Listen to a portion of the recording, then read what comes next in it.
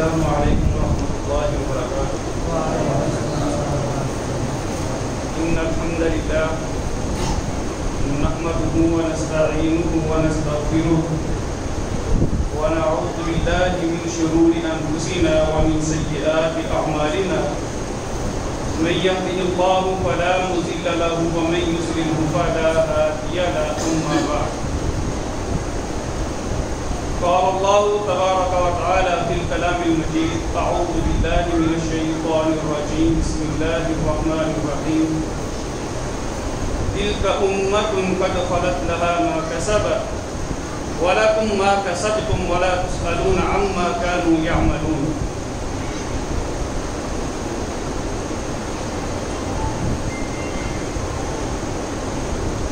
عزیز بھائیوں اور عزیز دوستوں،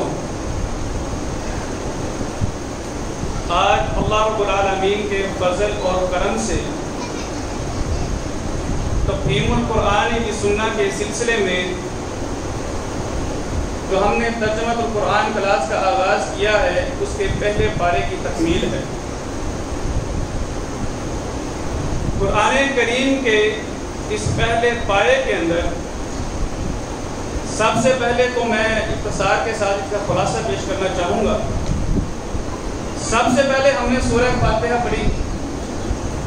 سورہ فاتحہ کے اندر خالق کائنات نے اپنے پاک کلام، اپنی پاک وحی قرآن اور حدیث کا دیباچہ بیان کیا ہے۔ وحی الہی کا مقدمہ اللہ رب العالمین نے سورہ فاتحہ کے اندر بیان کیا ہے۔ سورہ فاتحہ میں انسان کا اپنے رب کے ساتھ ربط بیان کیا گیا ہے۔ خلاصہ کلام یہ ہے کہ انسان جب اپنے خالق اور مالک سے یہ عہد کرتا ہے کہ اے اللہ میں تجھ پر اس طرح ایمان لاتا ہوں جس طرح تو کہتا ہے، یعنی ایک تو یہ ہے کہ اللہ پر ایمان لے کے آنا، دوسری بات اہم یہ ہے کہ ایمان کیسے لے کے آنا، جیسے اللہ چاہے ویسے ایمان لے کے آنا، اللہ کے اوپر اپنی مرضی اور منشا سے نہیں۔ اللہ پر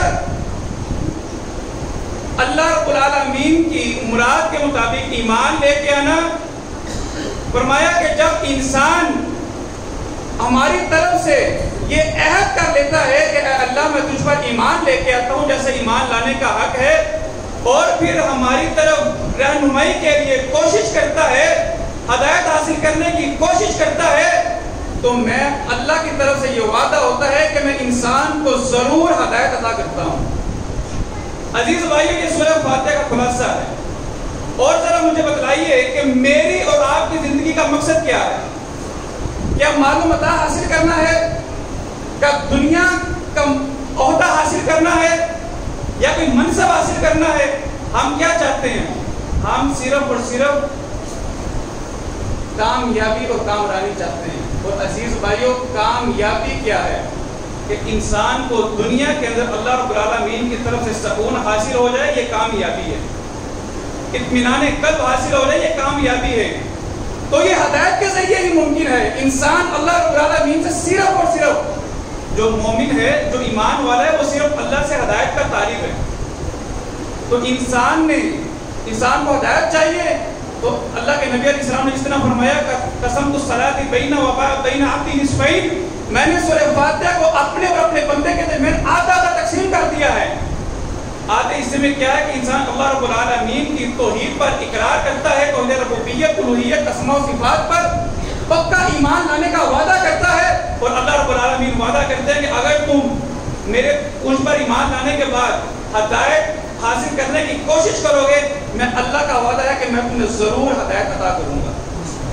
یہ پورے وحی الہی کا خلاصہ ہے جو اللہ نے بیان کیا سورہ فاتحہ کے اندر۔ عزیز بھائیو، اس کے بعد سورہ بقرہ کی پہلی آیت ہے اور اتنی عظیم الشان آیت، فرمایا ذالک الکتاب لا ریب فیہ، سب سے پہلے انسان کے لیے یہ سہولت میسر کرتی۔ انسان پر کوئی بھی کتاب کھولتا ہے، اس کے دماغ میں بڑی باتیں ہوتی ہیں کہ پتہ نہیں کتاب کیسی ہے، لکھنے والا کیسا ہے، کئی قسم کے شک و شبہات اس کے دل کے دماغ کے اندر ہوتے ہیں۔ اللہ اللہ رب العالمین نے انسان کے تمام شک و شبہات کو دور کرتے ہوئے اعلان کیا ذالک الکتاب لا ریب فیہ، اے انسان ہدایت حاصل کرنا چاہ رہے سب سے پہلے یاد رکھنا میرا انعام تم پر یہ کہ یہ ایسی کتاب ہے جس میں شک کوئی نہیں ہے۔ ہدی للمتقین، یہ ہدایت کا سرچشمہ ہے کہ لوگوں کے لیے جو متقی ہیں۔ ایک یہودی نے اعتراض کیا، اس نے کہا کہ متقی اسے کہا جاتا ہے جو نیک ہو، تو اللہ رب العالمین نے کہا کہ قرآن متقی لوگوں کے لیے ہدایت کا سرچشمہ ہے، اس کا مطلب یہ ہوا کہ جو بے روی کا شکار ہے ان کے لیے نہیں، جو نیک ہیں وہ تو پہلے ہی نیک ہیں۔ قرآن کو ہدایت کا سرچشمہ ان کے لوگوں کے لیے ہونا چاہیے جو گمراہ ہیں۔ تو عزیز بھائیو، یہاں پر متقی کا معنی یہ ہے کہ جو آدمی ہدایت حاصل کرنے کی جستجو کرتا ہے، ہدایت کی طلب کرتا ہے، اس کو متقی کہا جاتا ہے۔ یعنی آپ دیکھیں کہ ایک دکان، یہاں پر کریانے کی دکان ہے، وہاں سے سودا کس کو ملے گا؟ جو لینے کے لیے آئے گا۔ ایسے ہی ہے قرآن سے ہدایت اس کو ملے گی جو لینے کے لیے آئے گا۔ اس لیے اللہ نے فرمایا ذالک الکتاب لا ریب فیہ ھدی للمتقین۔ پھر اللہ رب العالمین نے 2 رکوع کے اندر 3 قسم کے لوگوں کا ذکر کیا۔ عزیز بھائیو، ہوئے زمین کے اوپر صرف 3 قسم کے لوگ ہیں، ایک اللہ پر ایمان لانے والے، دوسرا اللہ کا انکار کرنے والے، اور تیسرے منافق قسم کے لوگ۔ تینوں کا ذکر کیا۔ پھر اللہ رب العالمین نے اپنی توحید کا ذکر کیا، اپنی عبادت کا ذکر کیا کہ اے انسان میری عبادت کر، اور عبادت کیوں کر؟ کیونکہ میں اس بات کا حق رکھتا ہوں کہ تو میری عبادت کر، میں نے تجھے پیدا کیا ہے، تیرے ماں باپ کو پیدا کیا ہے۔ آپ ذرا یہاں پر تھوڑا سا غور کیجئے، ہمارے اپنے ماں باپ کے بارے میں جذبات کیسے ہوتے ہیں؟ ہماری ماں ہے، اس نے ہمیں پالا ہوتا ہے، محبت دی ہوتی ہے، ایسی بات ہے، پیار دیا ہوتا ہے۔ اگر ہمیں پتہ چل جائے کہ ہماری ماں کو کسی چیز کی ضرورت ہے تو ہمارے اندر ایک جذبات ہوتے ہیں محبت کے، بعض بات انسان جذبات کی وجہ سے رو پڑتا ہے۔ اس نے دیکھا ہوتا ہے اپنی ماں کی محبت کو، اپنے باپ کی محبت کو، ان کے جو اپنے ساتھ احسانات ہوتے ہیں وہ یاد ہوتے ہیں انسان کو۔ اللہ رب العالمین یہاں پر اپنی یاد دلا رہے ہیں کہ اے انسان ذرا غور کر، میں وہ ہوں جس نے تجھے بھی پیدا کیا، تیرے ماں باپ کو پیدا کیے، کھلا بھی رہا ہے، پلا بھی رہا ہے، اور تیری تمام ضروریات بھی پوری کر رہا ہے، تیری خوشی اور غمی کا خیال رکھ رہا ہے۔ ایک احساس دلایا جا رہا ہے انسان کو کہ تو نے جس کی عبادت کرنی ہے وہ ذات دیکھو وہ ہے کون ہے۔ اس کے بعد عزیز بھائیو، اس پورے رکوع کے اندر اللہ رب العالمین نے اپنی توحید کا، قرآن کریم کا، وحی الہی کا ذکر کیا، چیلنج کیا۔ اس کے بعد اگلے رکوع کے اندر خالق کائنات نے انسان کی تخلیق کا مقصد بیان کیا کہ اے انسان میں نے تجھے بنایا، کیوں بنایا؟ حضرت آدم علیہ السلام کا اللہ رب العالمین نے ذکر کیا۔ آپ دیکھیے قرآن کے اندر اللہ رب العالمین کس انداز کے ساتھ گفتگو فرماتے ہیں، ایک سیکوینس ہے بڑا زبردست قسم کا۔ فرمایا کہ اے انسان ہم نے تمہیں بنایا، کیوں بنایا؟ تم سے پہلے بھی مخلوقات موجود تھیں، آخر انسان کو بنایا ہے، اس کے اندر کیا کیا کوالٹیز ہیں ان کا ذکر کیا ہے، اور انسان کو اس کی قدر بتلائی ہے کہ تیری قدر کیا ہے۔ اللہ رب العالمین نے تجھے وہ نعمتیں نوازی ہیں جو فرشتوں کو بھی نہیں نوازی۔ یہ پورے رکوع کے اندر انسان کا، شیطان کا واقعہ اللہ رب العالمین نے بیان کیا۔ اس کے بعد عزیز بھائیوں، اللہ رب العالمین نے بنی اسرائیل کا ذکر کیا۔ کیا ضرورت اس کی ذکر کرنے کی؟ در حقیقت ہمارے لیے وحی الہی یعنی قرآن اور حدیث بہترین نمونہ ہے۔ اللہ کے نبی علیہ السلام کی رسالت پر ایمان لے کے آنا، آپ کے ذریعے سے ہم تک قرآن اور حدیث پہنچتا ہے، آپ پر ایمان لانا ہمارے لیے ضروری ہے۔ اصل میں ہوا یہ کہ اللہ کے نبی علیہ السلام کو جب اللہ تعالیٰ نے نبی بنا کر مبعوث کیا، آقا علیہ السلام سیدنا ابراہیم علیہ السلام کے بیٹے حضرت اسماعیل علیہ السلام کی لڑی سے تھے۔ بنی اسرائیل حضرت ابراہیم علیہ السلام کے بیٹے حضرت اسحاق علیہ السلام کی لڑی سے تھے۔ اللہ رب العالمین نے اللہ کے نبی علیہ السلام کے علاوہ اللہ کے نبی السلام سے پہلے تک تمام انبیاء حضرت ابراہیم علیہ السلام کی اولاد میں سے حضرت اسحاق علیہ السلام کی لڑی سے مبعوث کیے۔ یہ ایک ایسی چیز تھی جس کی وجہ سے یہودی بنی اسرائیل خود پر گمان کرنے لگے، اپنے آپ کو افضل سمجھنے لگے، اپنے آپ کو بہتر سمجھنے لگے، ذات نے تقریباً حضرت ابراہیم علیہ السلام کی لڑی سے جو آقا علیہ السلام تک، آقا علیہ السلام کے علاوہ جتنے بھی انبیاء مبعوث کیے ہیں ہماری لڑی سے کیے ہیں، ہم بڑی برکت لڑی ہیں۔ اللہ تعالیٰ نے جب آخری نبی حضرت اسماعیل علیہ السلام کی لڑی سے نازل مبعوث کیے، انہوں نے انکار کر دیا اور کہا کہ ایسے نہیں ہوگا، ہماری لڑی بڑی معتبر ہے، آخری نبی بھی ہماری لڑی سے ہونا چاہیے۔ غرور کیا، تکبر کیا، حسد کیا، اور اللہ رب العالمین نے ان کے اس حسد کی بنا پر، ظاہر ہے کہ جب انسان حسد کرتا ہے، بہت یہ بچوں کو خاموش کروا دیجیے، اور قرآن کی مجلس ہے، اس کے اندر ذرا ماحول پرسکون ہونا چاہیے۔ اللہ رب العالمین نے بنی اسرائیل کا پورا واقعہ ڈیٹیل کے ساتھ ذکر کیا، اور یہاں پر اللہ رب العالمین نے چونکہ ہم سے پہلے بنی اسرائیل تھے، یہاں پر امت محمدیہ سے پہلے ان کے حالات ذکر کیے، ہماری عبرت کے لیے یہ سارا کچھ بیان کیا گیا کہ کس طرح اللہ رب العالمین نے ان کو پورے جہان کے اوپر فضیلت، برتری اور مقام عطا کیا تھا، مگر انہوں نے اس مقام کا کوئی پاس نہیں کیا۔ اللہ رب العالمین کے ساتھ یہ ہوئے عہد کی، عہد شکنی کی، اللہ رب العالمین کے احکامات کو ٹھکرایا۔ اللہ رب العالمین نے ایک ایک کر کے بیان کیا بڑی ڈیٹیل کے ساتھ، یہ تقریباً 14 رکوع تک اللہ تعالیٰ نے ذکر کیا بنی اسرائیل کا واقعہ کہ کون کون سے انعامات کیے، کس طرح انہوں نے ہمارے انعامات کو حاصل ہونے کے بعد شکر ادا کرنے کے بعد ناشکری کی، ایک ایک کر کے اللہ تعالیٰ نے سارا ذکر کیا واقعہ آپ سب نے سماعت فرمائے۔ اس کے بعد خالق کائنات نے حضرت ابراہیم علیہ السلام کا واقعہ ذکر کیا، چونکہ امت محمدیہ کے جد امجد بھی حضرت ابراہیم علیہ السلام اور بنی اسرائیل کے، اور وہ حضرت ابراہیم علیہ السلام کے بارے میں دعویٰ کیا کرتے تھے کہ ہم ابراہیمی ہیں، عیسائی بھی دعویٰ کرتے تھے ہم ابراہیمی ہیں۔ خالق کائنات نے حضرت ابراہیم علیہ السلام کا مذہب، ان کا عقیدہ، ان کا اپنے اللہ کے ساتھ تعلق، ان کے معاملات بڑے اچھے اور احسن طریقے کے ساتھ بیان کیے۔ یہاں پر جو ہم جہاں پر پہنچے ہیں، بنی اسرائیل ایک تو اس نسبت کی وجہ سے کہ تقریباً تمام انبیاء ہماری لڑی سے ہیں، خود کو بڑا معتبر سمجھتے، اپنی نسبت گردانتے ہوئے یہ کہتے کہ اللہ تعالیٰ ہمارا بھی ان کے ساتھ اشر کرے گا۔ بعض نے کہا کہ ہم جو بھی کرتے ہیں جنت ہمارے نام لکھ دی گئی ہے کیونکہ ہم نبیوں کی لڑی سے ہیں۔ اسی طرح ایک اور ان کو مغالطہ تھا، اور وہ مغالطہ ان کے غلامان نے اور ان کے شیوخ نے اپنی عوام کو دیا، وہ یہ تھا کہ حضرت ابراہیم علیہ السلام بھی یہودی تھے معاذ اللہ، حضرت اسماعیل، حضرت اسحاق، حضرت یعقوب اور اولاد یعقوب یہ سارے یہودی تھے۔ عیسائیوں نے مغالطہ دیا کہ وہ عیسائی۔ خالق کائنات نے رد کیا، فرمایا کہ وہ تو یہودیت اور عیسائیت سے پہلے دنیا سے کچھ فرما چکے، ان کا اس یہودیت یا عیسائیت سے کیا تعلق ہے؟ بنی اسرائیل یعنی حضرت موسیٰ علیہ السلام کے دنیا سے جانے کے بعد یہ جو مروجہ یہودیت ہے یہ وجود میں آئی۔ عیسائیت حضرت عیسیٰ علیہ السلام کے بعد مروجہ عیسائیت عیسیٰ علیہ السلام کے وفات کے بعد وجود میں آئی۔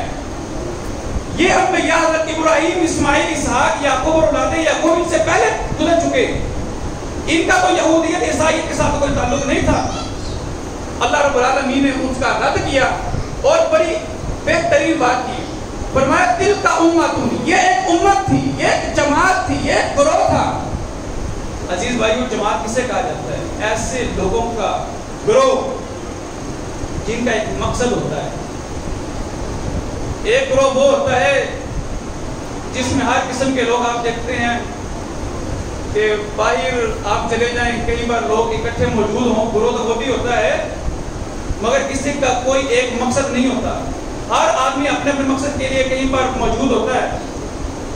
امت اس گروہ کا کہا جاتا ہے جن کا صرف ایک مقصد ہو، سب کا۔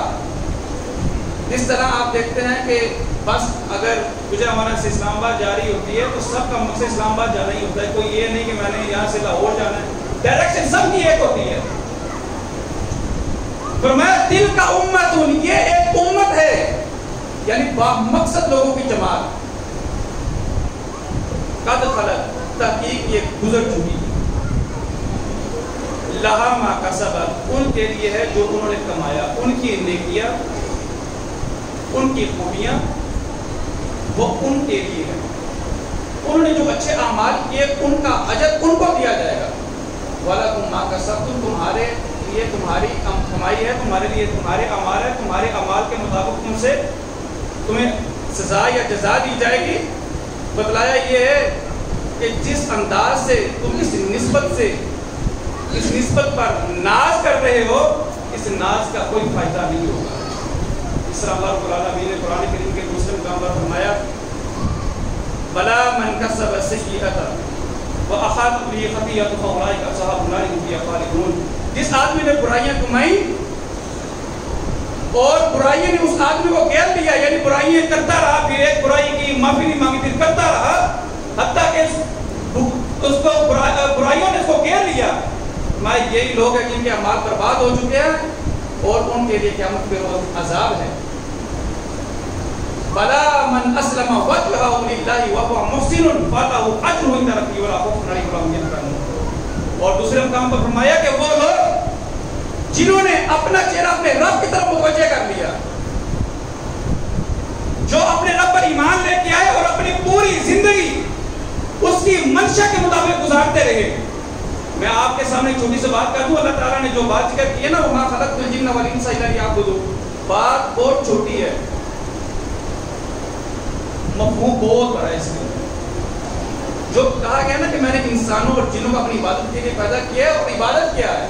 نماز, روزہ, زکوٰۃ ہے. یہ عبادت صرف یہ نہیں ہے, یہ عبادت کے جزو ہے. نماز عبادت کا جزو ہے, روزہ عبادت کا جزو ہے. پوری عبادت کیا ہے؟ انسان کی زندگی کا ہر وہ عمل جو وہ اللہ کی رضا کو حاصل کرنے کے لیے نبی رحمت علیہ السلام کے بتائے ہوئے طریقے کے مطابق کرتا ہے, وہ عبادت کہلاتا ہے. تو اس لیے فرمایا کہ بلا من اسلم وجهه لله وهو محسن, جس نے اپنا چہرہ اللہ کی طرف متوجہ کر لیا, یعنی جو ہر کام کرنے سے پہلے یہ دیکھتا تھا کہ آیا اس کام کرنے سے میرا رب کہیں مجھ سے ناراض نہ ہو جائے, اپنے اللہ کو خوش کرنے کے لیے کام کرتا تھا. وَهُوَ مُحْسِنٌ, محسن بھی ہو فَلَهُ أَجْرٌ عِندَ رَبِّهِ, اس کا اجر اس کے رب کے پاس ہے. وَلَا خَوْفٌ عَلَيْهِمْ وَلَا هُمْ يَحْزَنُونَ, نہ ان کو کسی قسم کا خوف ہوگا نہ وہ غمگین ہوں گے. عزیز بھائیو, اللہ رب العالمین کے فضل اور کرم سے ہم نے آج یہ پہلا پارہ مکمل کیا. اللہ رب العالمین سے دعا ہے کہ خالق کائنات اس کلاس کے جو مقاصد ہیں ہمیں حاصل کرنے کی توفیق بخشے, ہمیں اس کتاب پر عمل کرنے اور اس کو آگے پہنچانے کی توفیق بخشے. اللہ کے نبی علیہ السلام کا فرمان ہے کہ اللہ اس شخص کے چہرے کو ہمیشہ تر و تازہ رکھے. اس کے فرمایا جو میری حدیث کو سنتا ہے, پھر اس کو اچھے طریقے سے یاد کرتا ہے, پھر جیسے اس کے سامنے بیان کیا گیا ہے ویسے ہی اس کو آگے پہنچانے کی کوشش کرتا ہے, اس پر عمل کرتا ہے. فرمایا اللہ رب العالمین ایسے چہرے کو ہمیشہ تر و تازہ رکھے. میرے عزیز بھائیو, نبی رحمت علیہ السلام کی دعا ہے, کوشش کیجئے کہ ہم میں سے ہر بھائی اللہ کے نبی علیہ السلام کی اس دعا کا مستحق بن جائے. وہ اسی صورت میں ہے کہ جو ہم سبق سنتے ہیں, جو یہاں سے سیکھتے ہیں, وہ آگے جا کے بیان کریں.